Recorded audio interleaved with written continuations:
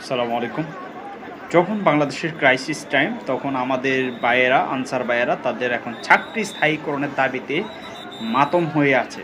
যেখানে একটা খুবই কঠিন একটা পরিস্থিতি রাষ্ট্রের, যেখানে রাষ্ট্রের এখন আইন শৃঙ্খলা পরিস্থিতি খুবই অবনতি। স্বরাষ্ট্র মন্ত্রক থেকে তাদেরকে দায়িত্ব দেওয়া হয়েছে যে রাষ্ট্রের এই পুনর্গঠনের তাদের সহযোগিতা যেখানে করার উচিত ছিল, তারা তাদের যে দাবি দাবাগুলো, তাদের যে দাবি দাওয়াগুলো এগুলো যদি যৌক্তিক হয়, এগুলো অবশ্যই যৌক্তিক, তাহলে এগুলো যদি যৌক্তিক হয় এগুলো কাজ করবে। একটু সময় দিতে হবে এগুলো কাজ করার জন্য, দাবি দাওয়াগুলো মেনে নেওয়ার জন্য।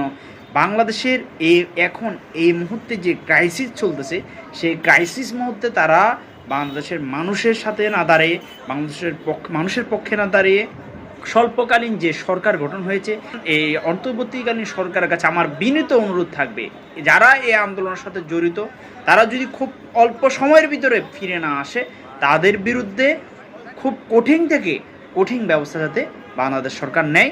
কারণ হচ্ছে মানুষের এই ক্লান্তি লগ্নে যদি তারা আমাদের কাজে না লাগে, তাহলে বাংলাদেশের মানুষ আর তাদেরকে চায় না।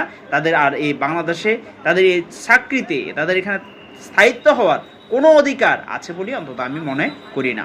ধন্যবাদ।